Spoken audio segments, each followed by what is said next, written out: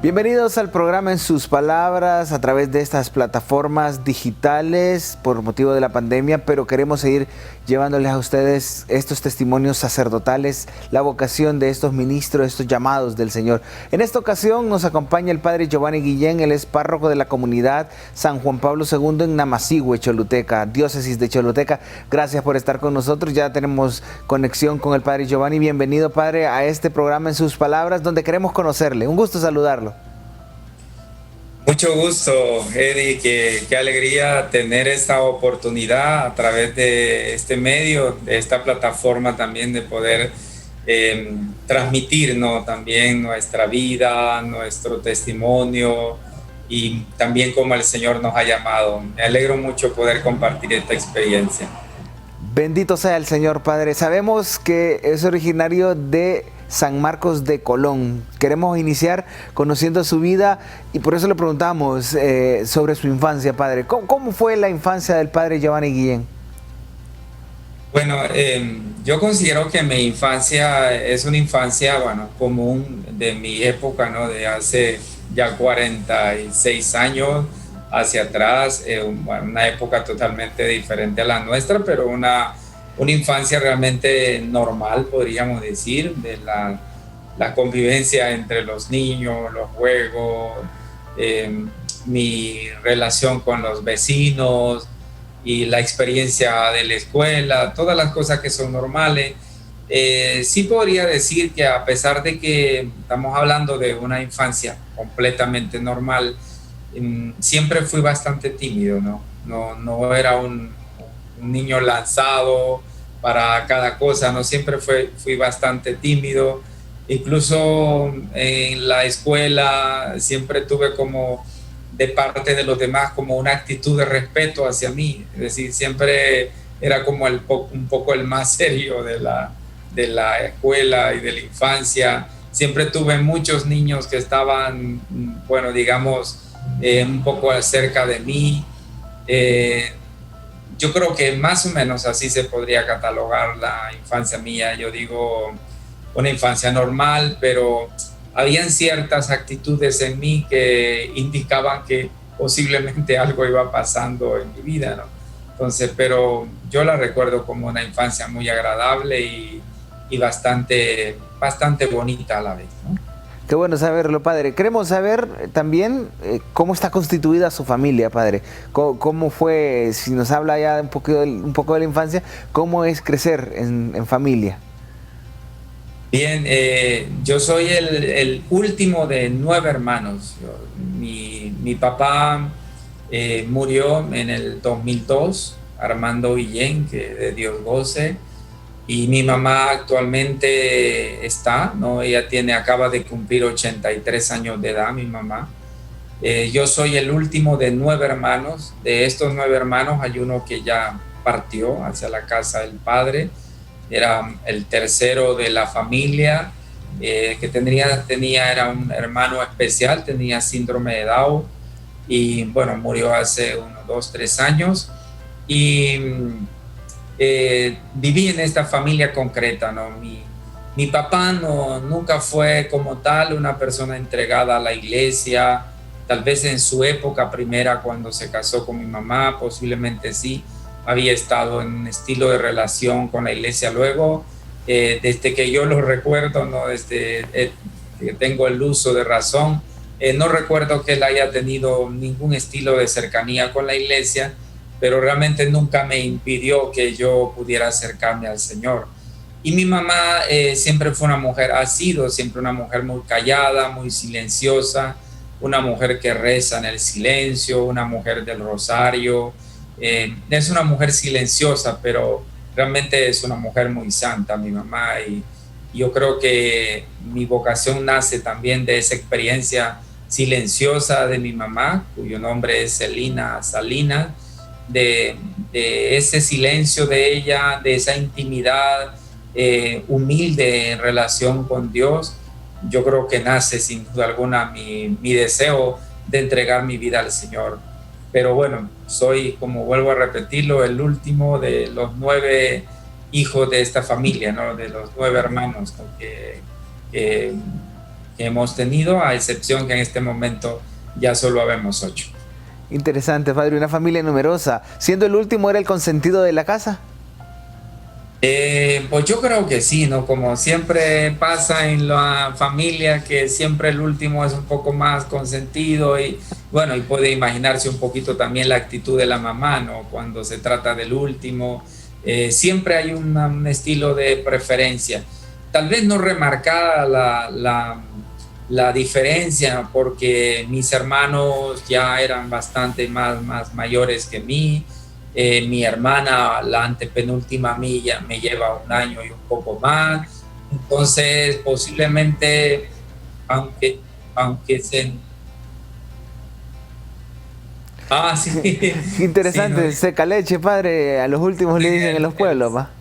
el seca leche, sí. Pero vuelvo y le repito, no, quizás no como en otros casos, no con una especialidad con el último, porque en realidad muchos sabían ya eran más mayores que yo.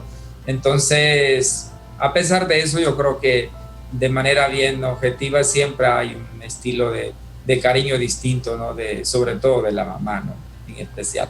Importante saber eso. Padre, me llama la atención un hermano con síndrome de Down. ¿Cómo fue convivir con su hermano durante este tiempo que lo tuvieron? La verdad que mi hermano siempre fue para nosotros una gran bendición. Mi hermano era ese ser en la familia maravilloso, ese ser que podía unirnos a todos, ese ser que transmitía mucha alegría, que transmitía una sensación de cercanía incluso con Dios. Todos nosotros como hermanos lo queríamos mucho, y no solamente nosotros, sino también los vecinos, y todo el mundo teníamos una relación muy estrecha con él. Él vivió 53 años en medio de nosotros y 53 años al lado de mi mamá. Entonces, para nosotros siempre fue una bendición. Él se llamaba Carlos Humberto y normalmente de cariño le decíamos Quito, ¿no? Entonces, Quito de verdad era y siempre lo será, ¿no? Una bendición para nosotros en la familia, un regalo de Dios, y ahora desde el cielo como un ángel lo consideramos, que intercede y cuida siempre de nuestra familia. Qué importante saber eso, padre. De niño, ¿cuáles eran sus anhelos? ¿Ya quería ser sacerdote desde muy pequeño o qué aspiraba a ser? Pues esa es una de las cosas simpáticas de mi vocación, porque, a ver, yo no recuerdo realmente que como de niño yo tuviera deseos de ser un sacerdote, ¿no? Yo empecé a pensar un poco en esto de la vida en la iglesia, más o menos a los 17, 18 años aproximadamente. Y después de que me encontré con un sacerdote canadiense de los misioneros que vivían en la diócesis, ¿no? El padre Gil Gascón, que de Dios goce, empecé a tener contacto con él porque participaba de la Eucaristía, y él me ponía ahí a leer los textos bíblicos. Y antes de eso, lógicamente, había empezado ya un encuentro como un aspirante a delegado de la palabra, era a la vez aspirante a catequista y era animador de jóvenes, era varias cosas a la vez, pero nunca, de pequeño yo nunca me imaginé ni pensaba en el sacerdocio, ¿no? ¿Qué soñaba ser, padre? A los 17 años con la presencia de este amigo sacerdote. ¿Y en esa época qué soñaba hacer? La verdad que en algún momento yo me imaginaba, por ejemplo, me recuerdo de los momentos en que pensaba en, por ejemplo, estudiar biología.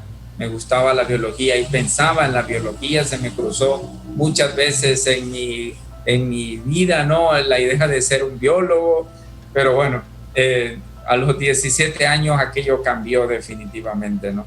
Y una cosa bien interesante que yo quiero compartir y aprovechar este momento, yo siempre lo digo cuando hablo de mi proyecto vocacional, yo les digo que los primeros conocimientos de la Sagrada Escritura o las primeras voces de la palabra no lo recibí exactamente en la Iglesia Católica. Yo me recuerdo que yo venía de la escuela, siempre lo cuento en mi llamado vocacional, yo venía de la escuela y cuando venía de la escuela escuchaba la radio, y sucede que cuando escuchaba la radio no escuchaba a un católico, sino que escuchaba a un pastor que daba textos bíblicos. Hasta el sol de hoy todavía tengo un libro donde tengo apuntado una serie de textos bíblicos.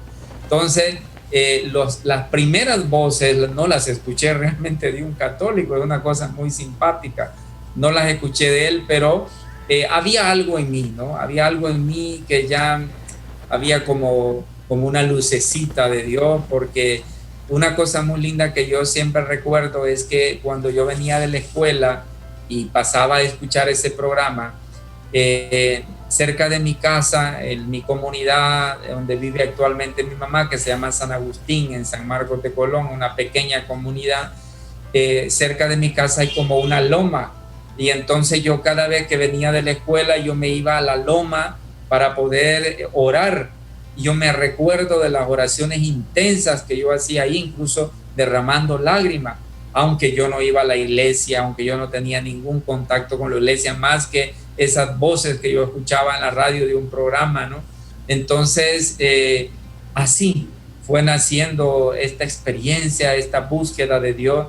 Creo que Dios estaba hablándome, ¿no? Y parte de mi vida es el reflejo de eso, ¿no? Cómo Dios va llamando, y como dice el mismo Evangelio de San Marcos, Dios llama llamó a los que Él quiso para que estuvieran con Él y para enviarlos a predicar.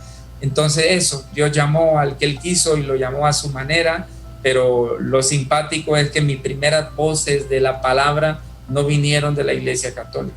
¿Cómo se acerca ya a la Iglesia Católica entonces, padre? Precisamente una cosa muy, muy bonita. Quizá van a decir, bueno, este está inventando, pero no, definitivamente no invento, lo cuento en todos mis testimonios vocacionales. Yo siempre tenía la costumbre de visitar a los vecinos, particularmente yo visitaba en mi comunidad vecina a mi casa, está la casa en aquel momento era un delegado de la palabra que atendía a mi pequeña comunidad. Entonces yo iba todas las noches para hablar con él, pero para contar chiste o que me contara chiste, hacer plática, ¿no?, que uno tiene en el campo. Y yo recuerdo que un día viernes por la noche yo había soñado que el delegado de la palabra de Dios me decía que me invitaba a la celebración de la palabra. Y eso fue un viernes que yo soñé eso. Y cuando yo fui el sábado a la casa del delegado, yo recuerdo que el delegado de la palabra de Dios, que todavía está, pero ya no es delegado, pero yo agradezco mucho que con él entré yo en la vida de la Iglesia Católica, podríamos decir, Roger Betancourt, me dijo él esa noche, ¿no le gustaría ir usted el domingo a la celebración de la palabra? Y yo no recuerdo que yo le haya puesto un pero a aquello. Yo le dije, claro, sin ningún problema. Y así fue, ¿no? Ese domingo yo llegué a la celebración de la palabra, me hizo leer la primera lectura de aquel momento, ¿no? Y bueno, a partir de aquel momento yo recuerdo que nunca, que yo me recuerde, nunca más volví a faltar a la celebración de la palabra de Dios. Entonces, allí empecé. Como llegó un tiempo que empecé a ser un aspirante a delegado de la palabra, un aspirante a catequista, daba catequesis yo a los niños y también era animador de jóvenes. Así comenzó, la experiencia comenzó podríamos decir, usando Dios como medio y como canal al delegado de la palabra de Dios de mi comunidad. ¿Qué le dijeron sus papás cuando ya decide entrar al seminario? Cuando decide entrar también son cosas muy simpáticas porque yo empecé a tener un estilo de relación de cercanía con el sacerdote que era vicario de mi parroquia, que era un canadiense misionero de los misioneros averianos que nosotros llamamos, que son los misioneros de la provincia de Quebec, los que han pasado más de 50 años en la diócesis. Entonces empezamos a tener ese estilo de cercanía, el sacerdote empezó a ir a mi casa y en un momento él me dijo, ¿no?, que si me gustaría empezar unos talleres de discernimiento vocacional. Y así entonces yo, sin saber incluso qué significaba todo aquello, empecé durante un año a un estilo de discernimiento acompañado de unos sacerdotes javerianos a descubrir, nos empezaron a hablar del llamado, de la vocación, del sacerdocio. Pasado aquel año, yo quise entrar al seminario, pero no me lo permitieron porque estaba muy joven. Entonces esperé un poco más y luego ya me aceptaron para ingresar al seminario menor, San Pablo VI actualmente, ¿no? Y estuve allí durante 3 años. Y me recuerdo que el año que iba a venir al seminario menor, cuando había pasado todo un año de discernimiento, de acompañamiento, yo me recuerdo que lo único que yo le dije a mi mamá y a mi papá en su momento es: yo me voy para el seminario. Significa que yo no les pedí permiso a ellos en ningún momento, yo solo me acuerdo haberles dicho: yo me voy para el seminario. Y mi papá, que no era un hombre de iglesia, nunca me dijo no te vayas o no te puedes ir, no, nunca se interpuso a eso. Y mi mamá, pues siempre una mujer tan silenciosa, tan de oración, dijo: bueno, si tú crees que eso es el camino, pues está bien. Pero así fue que entré al seminario y así fue como empezó a nacerme esta idea de pensar en el sacerdocio, ¿no? Es realmente todo un proceso y un misterio realmente. Me imagino que inmediatamente terminado el seminario menor pasó al mayor aquí en Tegucigalpa, donde cursa sus estudios superiores. Sí, a partir del año 1995 yo llego al seminario mayor, ¿no? En ese año pues ya empecé mis estudios allá en Tegucigalpa y pasé allá 7 años, en aquel momento eran 7 años, ¿no? Entonces así empecé mi camino, ¿no?, hacia la vida sacerdotal. Nunca recuerdo haber tenido dudas grandes si realmente el Señor me llamaba para esto o no. Siempre pensé que el Señor me llamaba con ciertas fragilidades, lógicamente, en el camino, pero nunca tuve dudas grandes, dudas fuertes, como para pensar que no estaba llamado para la vida sacerdotal. Y todo el seminario fue realmente una escuela y una escucha, definitivamente. Cuando termina el seminario, padre, van a un año pastoral, me imagino. Igual en la diócesis de Choluteca sabemos que actualmente hay un año intermedio entre la filosofía y la teología, entre estas etapas, para estar con la gente. ¿Cuál fue su primer contacto con la feligresía? Fíjense que cuando yo en aquel momento todavía no estaba el año intermedio de filosofía, sino que nosotros terminamos todo y ya venimos para el año pastoral.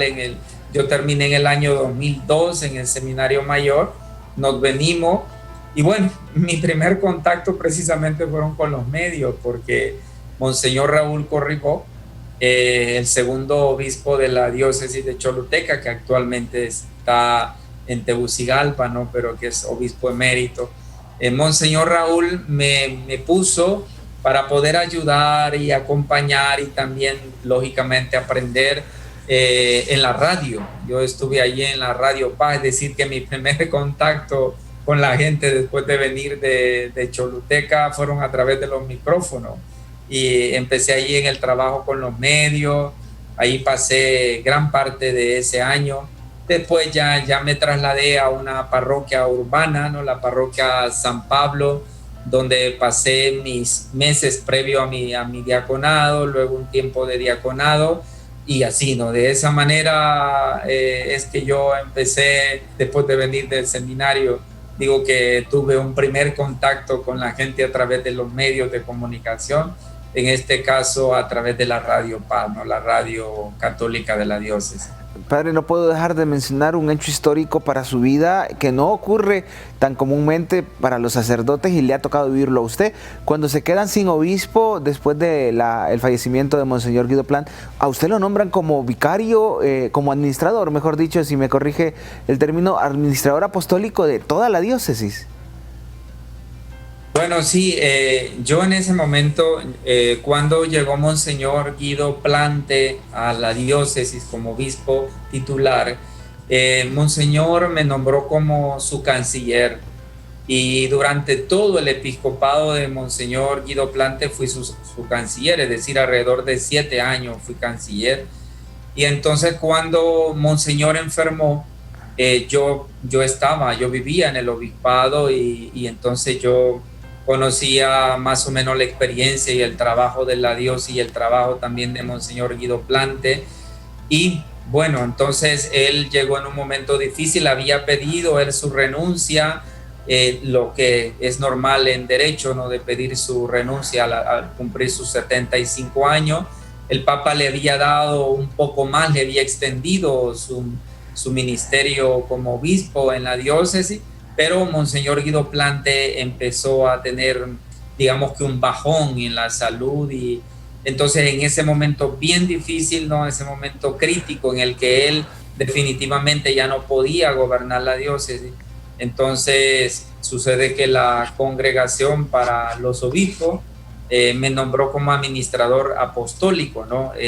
Precisamente para poder acompañar ese proceso, podríamos llamar, de transición entre la sede vacante y luego el nombramiento de otro obispo, ¿no? Entonces, la verdad que fue una sorpresa, fue una carga también bastante fuerte, pesada, porque en todo caso yo no era el sacerdote mayor de la diócesis, era un sacerdote joven, pero bueno, yo agradezco a Dios, agradezco también a la iglesia que en ese momento pues pensaron en mí y me ayudaron a crecer, ¿no? El hecho de estar en el acompañamiento de toda la diócesis, para mí fue un gran crecimiento. Creo que esos 9 meses más o menos que yo pasé allí me hicieron crecer muchísimo en todos los aspectos, definitivamente. Otra de las facetas de su vida, padre, que podemos constatar es sus estudios en Derecho Canónico. Posterior a este periodo, me imagino, es que sale a especializarse en Derecho Canónico. Así es, sí, precisamente en cuanto llega y toma posesión, ¿no? Un 20 de abril del 2013 que toma posesión como obispo Monseñor Guido Charbonneau. Entonces, un poquito previo a su llegada, pues ya conversábamos ya con él. Lógicamente, él venía para la diócesis y yo tenía que ayudarlo a hacer la transición de su llegada. Él ya conocía la diócesis, pero lógicamente yo conocía más o menos el funcionamiento en ese momento actual de la diócesis. Entonces habíamos estado en contacto y habíamos hablado de esa posibilidad también del estudio. Él incluso tenía otras propuestas, pero dentro de ellas también tenía la propuesta precisamente de lo del estudio. Y entonces yo les dije a Monseñor pues que era también mi deseo salir a estudiar, y de esa manera, en cuanto él llega y toma posesión de la diócesis, yo ya dejo de ser lógicamente el administrador apostólico. Entonces salí para irme a la Universidad Pontificia de Salamanca, en España. Y al regresar, padre, uno de los retos interesantes es la toma de posesión primero de la cuasiparroquia y después parroquia San Juan Pablo II, que es donde actualmente se encuentra. ¿Cómo ha sido esta experiencia pastoral? En primer lugar, una de las cosas interesantes es que cuando yo regresé de estudiar de España, a mí me nombraron como vicario parroquial en la parroquia San Andrés Apóstol de Orocuina, una parroquia eminentemente rural también. Y yo estuve allá durante 4 meses. Yo llegué acá para agosto, luego septiembre, desde septiembre hasta diciembre yo era vicario parroquial allá, es decir, que después de venir de estudiar, lógicamente yo tenía que insertarme, ¿no?, otra vez en la realidad nuestra, en la idiosincrasia de nuestro pueblo, de nuestra gente, y eso fue lo que hizo el obispo, pues insertarme durante 4 meses en una parroquia. Y en el mes de enero del año 2017, ya después de que había habido un estudio que se había hecho de la posibilidad de nombrar la zona, la parroquia actual en la que yo estoy era parte de la parroquia San José Obrero, que es una parroquia urbana, pues esta era la parte rural de la parroquia San José Obrero, y había habido un estudio de ver la posibilidad de que esto fuera ya una parroquia. Entonces el obispo me nombró como podríamos decir, como un animador, podríamos llamarle, ¿no?, de esa cuasi parroquia, porque no era una parroquia en aquel momento, sino que el obispo me pidió la tarea, ¿no?, de ser un pastor propio, podríamos decir, de esta cuasi parroquia, para poder ir construyendo una comunidad y llevarla a ser una parroquia, ¿no? Entonces comencé en el 2017, en enero del 2017, como cuasi parroquia. Fui el pastor propio durante ese tiempo, y el 20 de marzo del 2018, la parroquia, ya habiendo asumido gran camino y habiendo estado teniendo ya más o menos lo básico para ser una parroquia, entonces el obispo la erigió como parroquia, cuyo nombre es el que actualmente tenemos, ¿no? San Juan Pablo II. Y me nombró lógicamente como el primer párroco. Y siendo una de las parroquias bien activas de la diócesis de Choluteca. Padre, lastimosamente el tiempo se nos ha terminado, pero no podemos terminar esta entrevista sin que usted nos regale la bendición. Bueno, que la bendición que ahora imparto vaya sobre usted y también sobre estos medios de comunicación, sobre todas las personas también que hacen parte de esta experiencia a través de los medios, que llegue esta bendición y quede en el corazón de muchas personas. El Señor esté con ustedes. Y con tu espíritu. Y la bendición de Dios Todopoderoso, el Padre, el Hijo y el Espíritu Santo, descienda sobre ustedes y permanezca para siempre. Amén. Agradecemos al Padre Giovanni Guillén por compartir con nosotros estas palabras. En sus palabras le invitamos a seguir orando por más vocaciones para que el Señor siga obrando aquí en nuestro querido país. Un gusto. Buenas tardes.